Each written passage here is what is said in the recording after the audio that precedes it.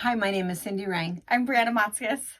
and we have a quilt shop here in Ephrata, Washington, called the Fabric Patch, and we have a retreat center in Soap Lake, Washington, and we have an active YouTube channel with tutorials and classes and box openings and a book club. And so, of course, when our book club got together, we read and reviewed Midnight in Soap Lake. Well, we have kind of a fun compilation for you. We've went ahead and taken some excerpts from our book club, and we've sat down with Matthew Sullivan. We have an author interview with some of our questions and some of the favorite questions from the book club. And finally, the other thing that we did is we went ahead and took you on a tour of Soap Lake, so you can really see all of these places that actually exist. So anyway, sit back. If you haven't read the book, there's probably going to be spoilers.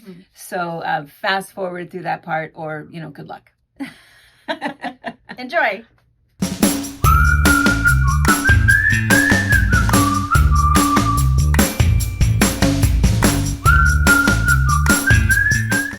The book takes place in Soap Lake, and what's really interesting is that it is fairly accurate.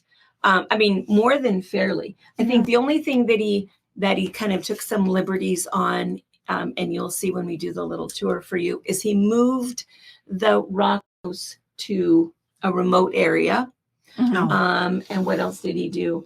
Well, he didn't tell the full story about the lava lamp. He told part of it, but. And it is fun part of the fun part of it. It is true that we have the section from the Macy's. That part is all true, but the rest of it, there is no base. We never got that far. There is no base for the lava lamp, and there's no annual fundraiser for the lava lamp. That isn't true. It is true that we have the little copepod that lives in there, and that it's a medicinal lake. This is a sweeping, decade-spanning mystery brimming with quirky characters and puzzle hunting scenarios. Midnight in Soap Lake is a rich, expansive universe that readers will enter and never forget. Something was there. An animal, Abigail was certain, loping in the sagebrush. A twist of fuzz moving through the desert at the edge of her sight. I can see Linda says, I would love a sequel. Yeah, a lot of them said they would be interested in one if there is one coming. We felt that at the end, he left a whole lot of open-ended, things. Did the police officer really die, or did he escape? Yeah, did he get what happened? Did she actually divorce her husband and run off to Seattle with the other guy? What happens to George? And what was going on in the basement with, what was her name, Sophie? All kinds of weird little things that you kind of don't know. He is thinking about doing a sequel, and he said in his true fashion, it takes him about 4 to 6 years to write a book. Well, yeah. Wow. But he wants to tell the story of George. I think that's George a great idea. growing up, going back to Soap Lake, kind of connecting with some of the people from his past, and then maybe we'll find out more about what happened to those other people. So he is really considering it, especially because of the popularity. Somebody in there said that they had a hard time believing Treetop was somebody from Eastern Washington. Yeah. Shelley Clark said, I had a hard time seeing Treetop as a person being from Eastern Washington. Yeah. So it was kind of funny because it was fairly subtle, that information, but a lot of people don't realize about the whole issues with all of our irrigation here. And so what he really alluded to very subtly, I thought, was our issues with irrigation. And so Treetop was never really one person. Treetop is a conglomerate, and essentially the Bureau of Reclamation. I mean, he didn't really say that. That's what I got to. But that's who it is the Bureau. So here's the true, where all of that comes from is that, of course, Banks Lake, which is 31 miles long, is the reservoir for Grand Coulee Dam. It's filled up basically with Columbia River water. If you look on a map, you'll kind of see that picture. And it stays at a constant rate. But there's also 5 siphons that come up, and those siphons are what bring up all of the water to irrigate the central Washington. We have very fertile soil. We grow over 160 crops out here. And it's all because of that water. When Grand Coulee Dam was put in, the number one reason was for irrigation and then flood control and then power. Nobody ever thought we were going to use as much power as we do. But that's what the whole reason was, is how can we get all of that water that's barreling past there all the time and bring it here? So that's what happened, is they built all of this series of canals. And so all of this water comes down, and where the wastewater or whatever ends up making a little reservoir, whether that's O'Sullivan or some of those other places, Billy Clap, those also become recreational areas, just like Banks Lake is. Well, here's what the problem is. The problem is that the West Canal that comes by comes right alongside the west end of Soap Lake, and it is leaking. It leaks. There's these beautiful waterfalls that people see every spring when they turn on the water for the canal and fill up the canal, but it's not really a waterfall at all. That water is leaking into Soap Lake. And so the mineral content of what Soap Lake was back in the 1930s is very, very different from what it is now. It is absolutely diminishing, not just the concentration of minerals in the water, but also the number of copepods that live there. Right. They are also diminishing. It is a very unique lake. There's no other lake on the planet that is like this lake. And it does now have a protected body of water from the federal government. It finally was awarded that. That doesn't mean anything. It doesn't mean they're not gonna take out that canal. The other thing, so that's the main thing, is the canal. So the other thing that's happened is there's area farmers that they used to pay their $40,000 a year or whatever the fee was for them to get that water. You had to pay for it as the irrigation project. They bring the water and then it goes into there's ditch riders that, decide how much water you're going to get based on what you've ordered and what you've paid for. They've realized that they can go ahead and drill a well, put in a circle, and after 4 to 5 years, it kind of paid for itself. Right. So when they've drilled that well, those underground aquifers are being diminished. So those underground aquifers that also help to replenish Soap Lake, where the water comes up from underneath, that water is going away. And they think that within 10 years or so, that water will be gone. So his book really talks about that, the town that wants to save the lake, but Treetop that is chasing everybody out and ruining their research and murdering people. And it isn't one person, it's the Bureau of Reclamation. Pretty well. Come on, So it was kind of good. So we thought when he came and did his little live author meet and greet at Soap Lake, we thought it was going to get a little heated, that we were really going to talk more about, him calling out the Bureau. But I mean, not that it's their fault. It's not. There is no answer to it. Everybody thinks there is, but there is no answer. They're not going to take that canal out.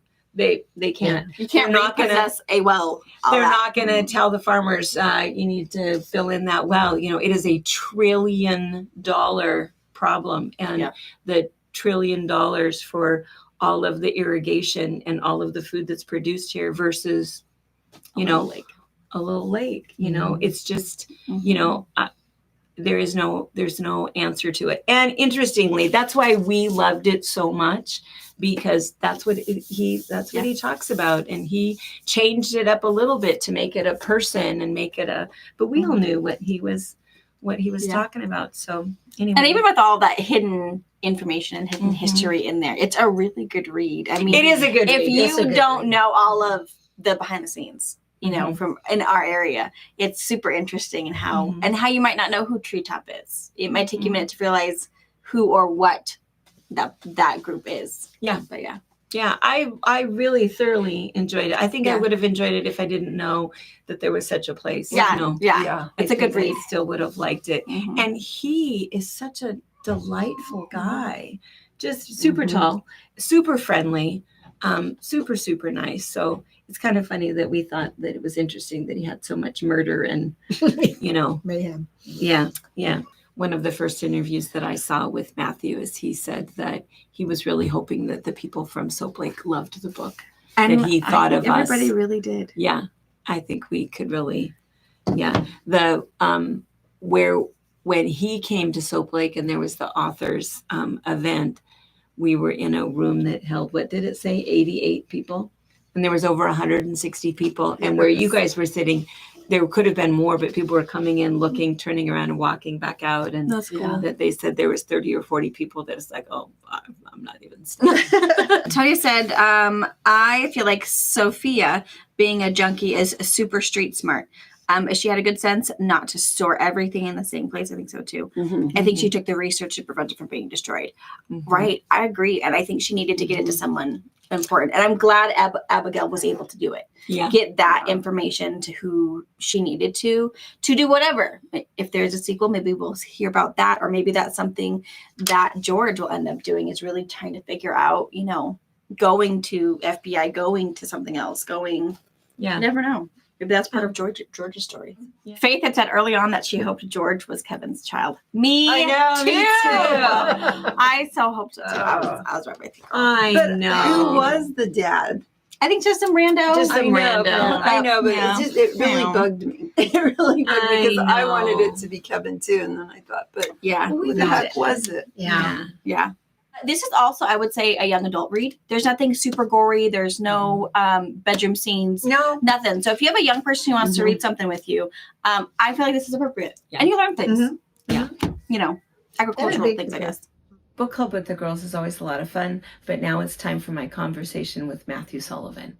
What is your process? I mean, there's two different things there. One is kind of where my ideas come from and how I shape those. And then one is just like the nuts and bolts, just like sitting down at the desk and working. The three books that I'm working on now, and even a couple that I never got published and that are sitting in a drawer and never will, they all began with community. And for whatever reason, I just have been interested in that. So I wrote about the community of the independent bookstore. And also not just communities, but communities that I think are kind of interesting and colorful and fascinating and have all these different kind of layers. These I think of them as kind of points of convergence where there's lots of different possible stories, things that are kind of baked into the community that make them ready for storytelling. So, you know, the bookstore and Bright Ideas Bookstore was based on my time at Tattered Cover. And even though I totally fictionalized it and made up a story out of thin air, having that place as kind of an anchor and being able to kind of return to it and return to people who love books and people who read books and people who sell books and also like our unhoused population and a lot of people who are kind of falling through the cracks and ending up at places like the bookstore.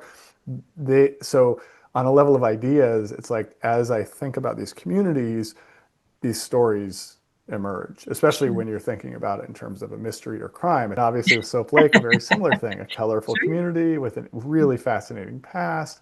And I kind of made it much more haunted than it really is. And so on. So that part of the process is really about beginning with that, like the community, and then having the story kind of emerge and then just continuing to revisit it, not just as I'm writing, but as I'm revising, always asking like, what else can I do here? What are there threads that are here that I haven't brought fully in or that I can cut? Especially in the Soap Lake book, I was so interested in the place, the science of the place and the natural history of the place and the human history of the place that I really kept, like, as I was working, part of that circling back was like, okay, like going out and finding some scholarly article and I am not a science person at all. And just working my way through these scholarly articles, especially my first book, it took me 10 years from the time that I started it until it was on the shelf. But I was teaching overtime. I mean, I was teaching full time plus overtime, plus had teenagers, plus had other gigs. And then with the Soap Lake book, I was able to kind of, pretty well after I had kind of established it, I was able to kind of gradually drop down to part-time teaching instead of full-time teaching. So it was still busy, but it freed up quite a lot of time. And so that actually went faster. So this book that I'm working on now, which I'm almost done with the first draft of, which is my third book, this is the first book that I've worked on where I'm not don't have like a traditional job. I mean, I've been doing some teaching here and there, but I don't Sure. have the kind of like daily job, and where writing is my job. We've all asked you, I think, multiple times if there's going to be a sequel. And I don't know, because for me, the minute I finished the book, I thought, wait, I want to know, Crunk, Yeah. what the heck happened Yeah. to him? I believe that I know what happened to him, but I don't really know. I Yeah. want to know, Sophia, what was she doing?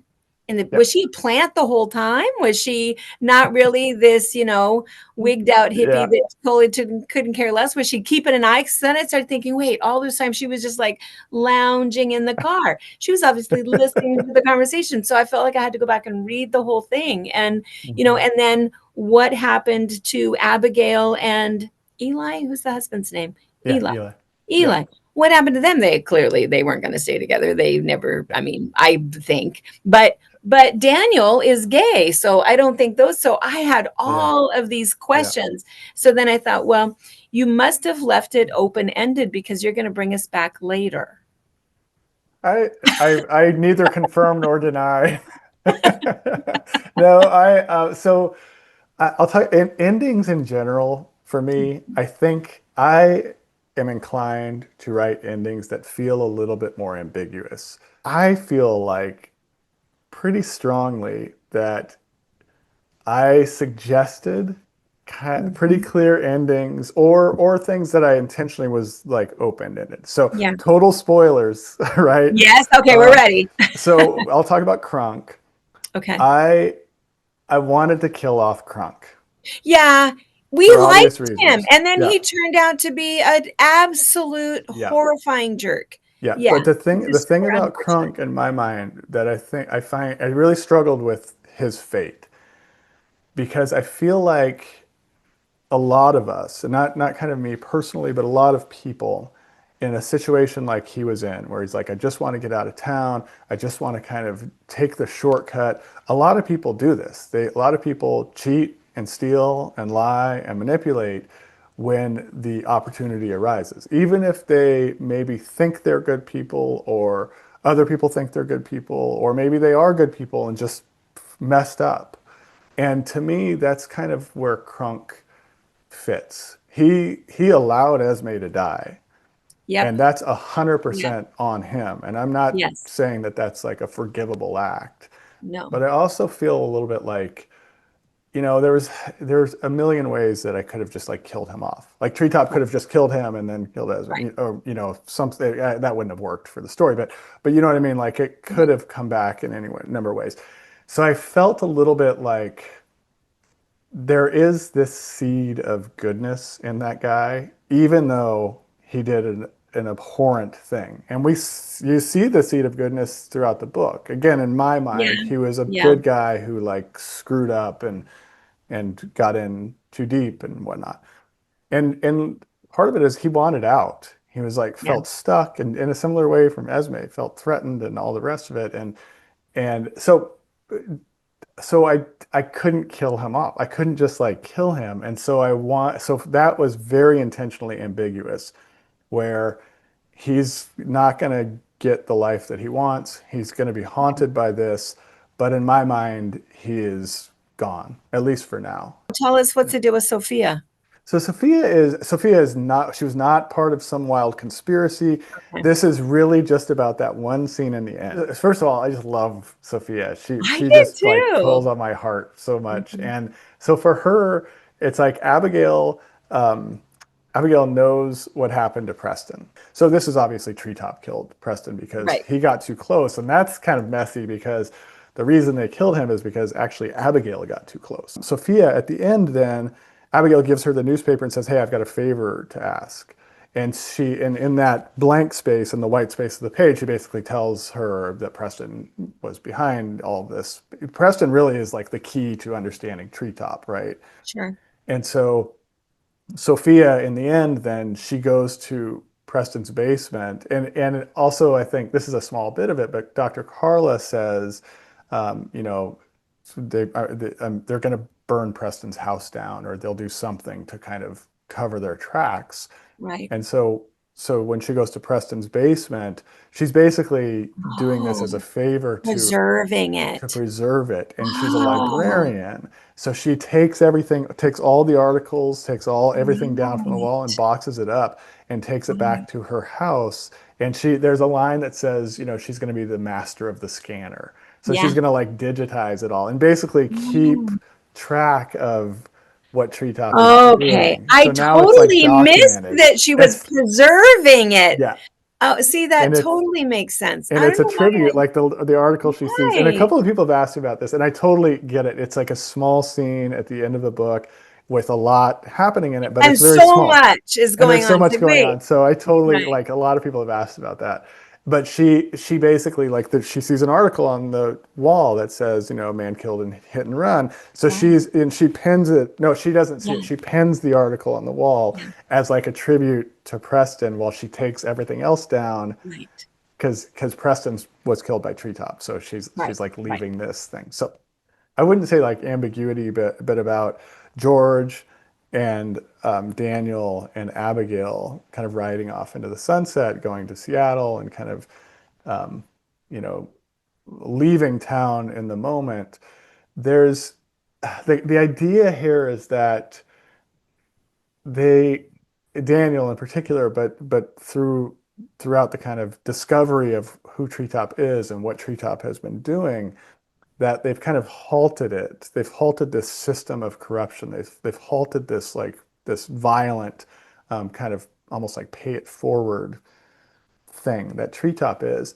But because Treetop is kind of a concept, is kind of mythological, and because people use Treetop for whatever ends suit them best, Treetop can live on. Like it can just keep going. And so the other piece of this is Pastor Kurt, who of course is coerced by Treetop into killing Esme as a way to get off the hook for his kid when his kid messed up, and Treetop basically kind of forgave him and kept him out of jail. This is Silas. That Pastor Kurt is essentially has been indebted to Treetop since that happened, since the whole thing with the baby happened. I love writing about Soap Lake, and I like the possibility of George like someday returning back. to the lake. But I don't know. I just don't know. So I think that, you know, Abigail is she kind of jumped into this marriage too soon to Eli. Right. Absolutely. And Eli, you know, Eli on the one hand, he's another character who I think is kind of complicated. On the one hand, he's kind of charming and funny and the rest of it, but he makes these choices and he's all about his work, and he's, you know, he's a jerk.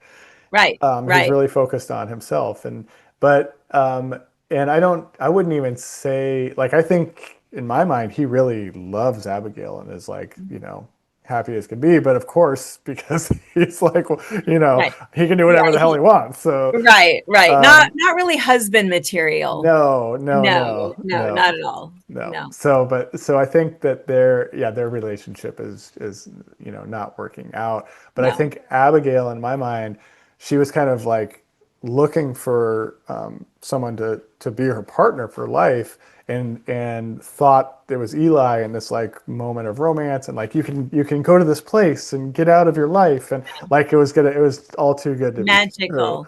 be true. Yeah. But in the meantime, it was through that she actually found like a community of people that really do appreciate her and do value her, like Sophia and Daniel and George. Do you have a favorite character in your book, or not so much? I think one in this book, probably just because I feel like she is at the core of everything, is Esme. Sure. And I think Abigail is always interesting, but she's a little, like what we were just talking about, she's a little bit of a vessel. She's a little bit lost. And so she, in my mind, even though she's like the main character technically, because we follow her and follow her quest, she's really just kind of like our introduction to the town. It's like everything about the town is filtered through Abigail, just like as we're turning pages, the town is filtered through us. And so she acts as our introduction to Soap Lake. Right. So on the one hand, she should be the most interesting person, but she's kind of, I don't know why, but I kind of wanted to like downplay her as that interesting. I like her, but that she's really a little bit like she's seeking and she doesn't quite know who she is at Right. her center. Esme to me knows who she is from the time she's a little Right. girl. She's Right. just like this colorful, creative, interesting, vibrant young person. And she is, and it's like at every turn, like her legs get taken out from under her. So I really was playing around with the idea that sometimes people, mostly because of economics, can't catch a break. It's not Right. just economics, Right. but in this case, the way I was Right. playing with it was this Right. is mostly an economic issue. With Right. Preston, that one I found was kind of like for me the hardest death in the book It was. because it's It you was. don't know what his fate is, and so clearly doesn't deserve it. He so clearly needs help, and No, that's and true. is in fact like in a lot of ways he's the savior of the book because he's the one Right. who put everything together. He's the one who dedicated his life to bringing this like villainous Right. system down. You obviously did an amazing amount of research for the book. Was there anything that surprised you in anything that you didn't know about, the lake or anything coming in? Dr. Leo Bodensteiner, Yes. who's a PhD, a professor Yes. at Western Washington University, and he was talking about Soap Lake. But the way he was talking about the lake within the lake, Right. I found fascinating.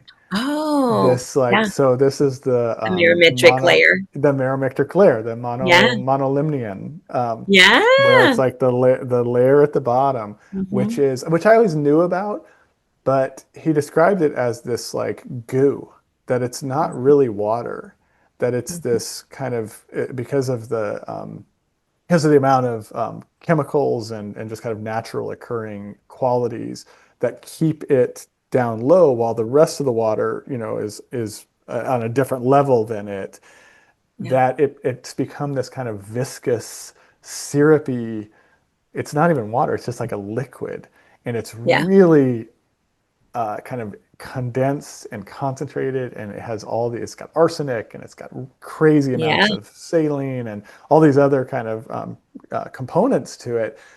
And the fact that microbes are living in that was Microbes. just, it's such an amazing, special place. It It's is. crazy. Yeah. And you just, Yeah. even if you just look at Soap Lake, it's just beautiful, and the surroundings, and is. the fact that there's a lake in this desert, the fact that it's a mineral lake, the fact that it has this history of healing. Just Yeah. there's so much just beautiful and incredible about it. What was your most challenging scene to write in the book? I was pretty interested in that scene. This is the hotel shooting scene. If I think about the relationships that are happening in that scene, Esme and Kevin are together, but they're really mismatched. They're mismatched Yeah. kind of culturally, that shouldn't be a reason, but it clearly is because his parents or his mom in particular was like, Kevin can do better. And then Esme and Silas have been through something together when Right. they were kids during that babysitting accident. And Silas in particular, he's the pastor's kid. Everything he does is wrong. He's like overly controlled by his dad. His mom died, right? So Silas has this really kind of tragic story. In a lot of ways, Esme and Silas have more in common than Esme and Kevin. Esme Yeah. and Silas are more kind of connected, not just through that event, but just kind of culturally, and they kind of get each other in a way that more than Esme and Kevin. So when that shooting happens in the hotel, originally Silas was unhinged, mentally unwell, kind of a lost young man who went in there for his own reasons and shot up the place. At one point, Esme says Silas is acting exactly as we should expect him to act, given the world that he exists in and given the lack of help that he's getting. So that scene, eventually in revision, I brought it back to Treetop. I made it part of this coercive act that Silas was essentially acting, was set up to do this by Treetop in order to Right. take out Kevin for his research, right? And then Esme Right. and whatever Kevin was kind of discovering, right? Right. And so So that was a really tough scene to write, especially before it was brought back to Treetop, because it was kind of a glimpse into a kid who had really fallen through the cracks and who was desperately in need of some help and wasn't getting it. All right, and because we thought you guys would be super curious, we're going to actually tour Soap Lake to show you all of these places.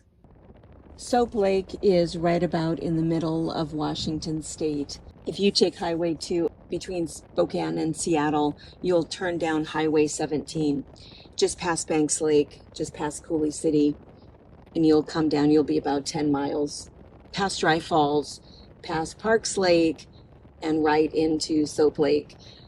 The geology on the way is really pretty striking, with so many basalt cliffs and evidence of the mega floods.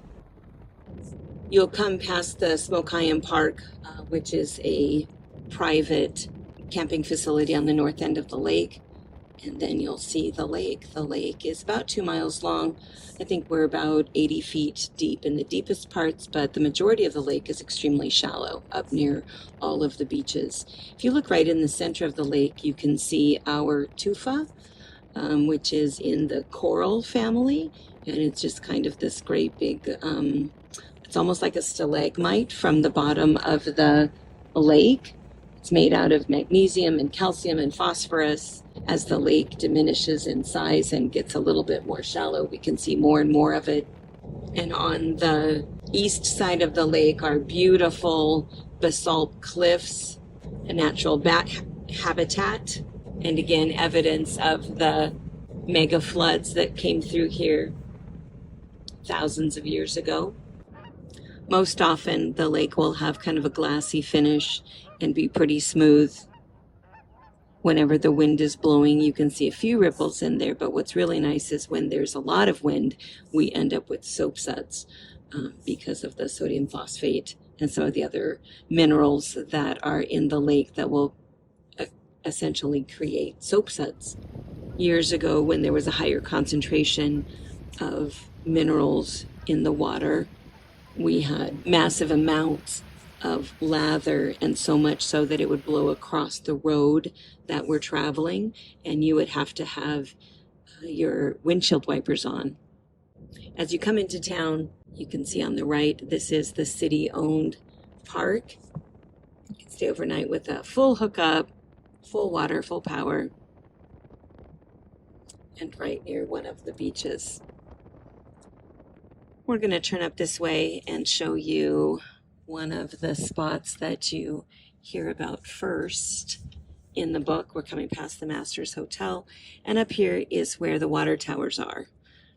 It's not as far from town as Matthew might have made it sound, and I think this is where Abigail comes up to walk quite a bit, so you can see the water towers up here on the top. There's lots of trails up there. Lots of houses down here. There's still quite a few roads in Soap Lake that are not paved. And these roads here have never been paved. We are on 3rd, and Matthew lived in one of these houses. When he lived here in Soap Lake, he lived on 3rd Avenue Northeast. So it may have been to our left. He lived here in a 1-bedroom house, and then when their second babies came along, they needed to move to a bigger house. And then Matthew talks about a rock house. There are actually 9 rock houses left in Soap Lake. They were built over 100 years ago, about 130 years ago, from indigenous rock in our area. So we have, I kind of feel in my mind that this one right here on the left is probably the one that he had in his head. It is a spot where kids are going to end up hanging out. It's uninhabited, has been uninhabited for a long time, and there's kind of a big area in the back. Although in the book, he put this outside of town a little ways. If we keep going down Elder, you'll see some of the other rock houses will take you by. There's one that we called the Castle because it's so big. It's been added to a couple times, and I think it's actually even available on Airbnb. On my left is the one that we always called the Castle. For a long, long time, it was a school teacher that lived there, and it's kind of cool. They've added to it a little bit. You can sort of tell the new rock from the old rock. The main street that goes through Soap Lake is Daisy, also known as Highway 17. So this is our main drag, so we're heading back up north the way we came, or as we turn right here, this would be Daisy and Main Street. And in the book, Matthew talks about the little gas station and the phone booth. The phone booth is no longer here, but years ago it was right on this corner. And the little art studio that he talks about was right here on the corner. Now it's called Fire on Main, and it's a glass blowing studio. And this is our main street. On the left is Mom's European Food and Deli. It's a Russian restaurant and deli. He's right. You know, in the book, he talks about a bunch of businesses that have closed up. Back in the 70s, there was 4,500 people that lived here. When there was Larson Air Force Base in Moses Lake, which was 20 miles away. And then when the Air Force Base closed, about 3,000 of the inhabitants moved away, left a running population of somewhere between 1,000 and 1,200 people as a general rule. We always called this No Terrace Lodge, and now it's known as the Spa or the Inn at Soap Lake. It's a pretty popular place, beautiful theme rooms, no longer owned by hippies. And it includes all of the cottages in the back there, and includes a little B&B right here. And that was the site of Thorson's soap factory back in the early 1900s. Bunch of restaurants. There's a good organic kitchen here on the left. When Matthew talks about the church and the library and the site of the lava lamp, it's right here. So this is the Soap Lake Library, right here, which will now be on my left. It does not have a basement. I'll show you where the basement is that holds all of the old water samples, but it's not here at the library. And then the site of the lava lamp, this is what he's describing, that has the fence around it. This is where we would put it if we were able to do that. That's a whole nother story. And rather than having a big sign that says believe, he's right. The sign just says keep out private property and that it belongs to the Soap Lake Spa. So there is no base for the lava lamp. There's only some rabbit bush and sagebrush, and we have lots of wildflowers. Lupin grows wild, multiple species of daisies, pestamon. It is a fairly popular place. The other thing that was accurate in Matthew's book is the roller rink. There's not a whole lot to do in Soap Lake, but we have a dog park. We have some nice outdoor basketball facilities and skate park, and we do have a skate park. It has been here for as long as I can remember. It's open on weekends. It's open for parties, special events. Across from us is East Beach Park, and to the right is the way that you would come in if you came down Highway 17 from Highway 2. You can see the basalt cliffs on the side. And then as we come into the edge of town, the other thing that you'll see, those of you who know, right over here on the left is Daisy House, right here where the landscaping is occurring, and across the alley is Gate 17. That's the event center where all of the quilters sew. Now in real life, the Department of the Interior and the Bureau of Reclamation are in the county offices in Ephrata. Ephrata is 4 miles away, and it's the county seat. But of course, in Matthew's book, he had them all together here in Soap Lake. Up here on the left is our city buildings. So this building right here used to have the mayor, all of the city offices, and the police station was all in here. It recently underwent a little bit of a remodel, and so they put in a portable for the police station, and they just kind of kept it. So they kind of like having their own little spot over here. So they are all together, and it's here on 2nd Avenue. And on the right, for anybody who cares, I don't think he brought it up in the book, but this is our fun little golf course It's the greenest golf course in the world because, of course, we water nothing. It's a 9-hole, 3-par, free golf course. Matthew does mention the hospital in the book and the history of the hospital. The interesting thing that he didn't mention is that the stores of documents and water samples are actually in the basement of the hospital, not in the basement of the library. The library, of course, doesn't have a basement, but they're actually stored here. They really do exist.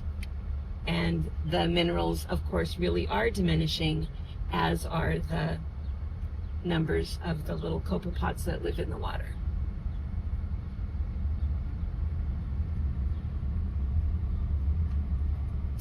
At the end of 2nd Avenue here is our school district.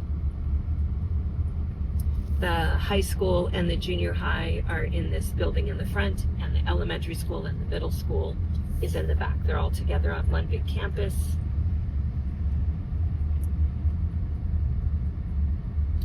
Population of about 1,100 and average classroom size of about 16 to 18.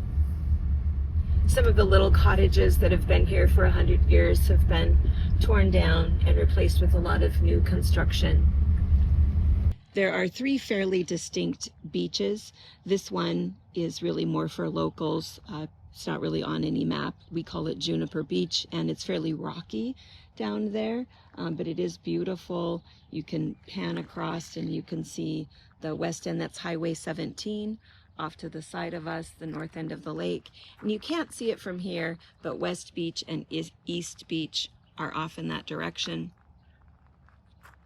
And then here at Juniper Beach, if you look over this way, you'll see up at the top there is kind of a flat spot. You won't see it till you get there, but this is a very nice walking trail. Lots of people will go up here, and that was the site of our nudist colony back in the 60s, and the site of the Boy Scout camp back in the 80s.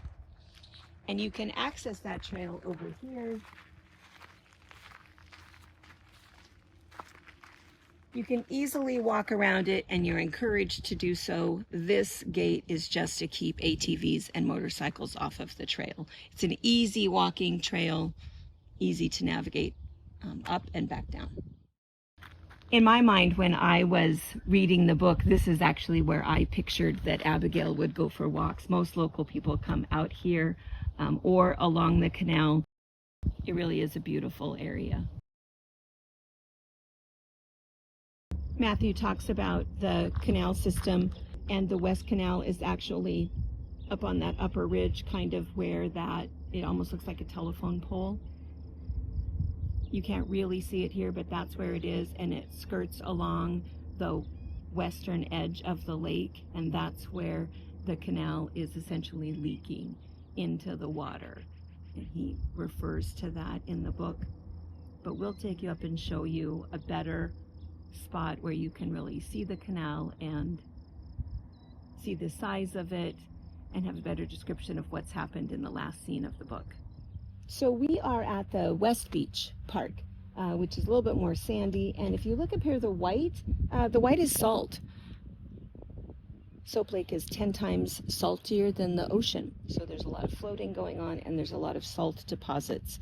We always tell people after you get out of the water you should take a shower, not because of the minerals or the sulfur or anything else that's in the water, but because of the salt. You'll end up with a little salt film on your body, and you will end up with a corrosive friction burn if you don't wash that off. The beach that we were just at, the Juniper Beach, is off over in that direction. You can kind of see it a little bit from here if you know what you're looking at. And of course, up above would be where the Boy Scout camp is and where the canal comes across. And then off to the east, you can't see it from here, but is the East Beach Park.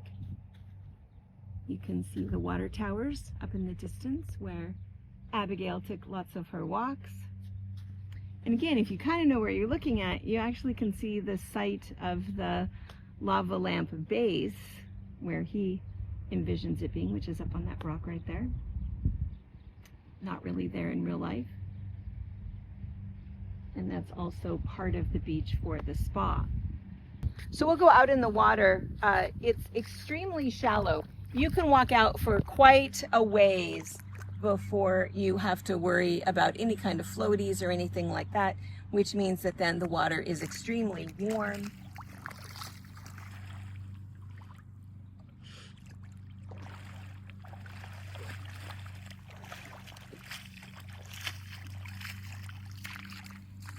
Let's see if we caught any. In Matthew's book, he said that the little copepods were extinct. They are not extinct. They're very difficult to see. Do you see the tiny little red flecks that are whirling around in there? That's them.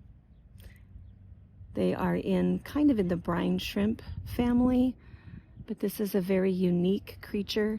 It's true that it doesn't have photosynthesis power, but it's certainly extremely unique, and its presence, along with the 23 minerals, is what makes Soap Lake a healing lake. The little guys have really diminished in numbers over the past 50 to 100 years because we're not really taking care of the lake the way that we should. It's now a protected body of water, but the things that are causing the decreased numbers of minerals and copepods aren't just because of us being in the water, but also because of all of the irrigation water. I don't really see very many in this little sample, but if you were to see the little white little flecks that are darting around, those are the babies. The red ones are the adults. There's a really good website called thelake.org, and it's put on by the Conservancy Association. So there's a lot of information about what's happening with the lake and why the lake is healing, and that we can legally say that it will treat psoriasis and eczema. It's very helpful with arthritic conditions. And it's really interesting because in the book, Matthew talks about the mirametric layer. There's a whole nother layer, and the bottom layer of this lake and the top lake have never mixed. And in that bottom layer is an entirely different ecosystem that is super interesting with microbes that are not found anywhere else on Earth. So anyway.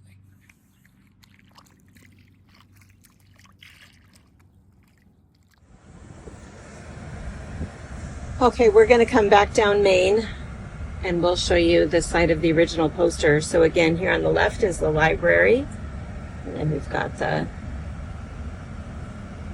community church, and we'll show you the original poster. That was a true story about the lava lamp. There's a little more to it that we can tell at another time, but it was Brent Blake that did it, and I believe it was in 2009. And in the poster where he put the lava lamp was right here, right where that red pickup is right now. Because years and years ago, this is where we used to put our Christmas tree every year. It was right in the center of town because we kind of figured that everybody would know just to drive around it, and everyone did.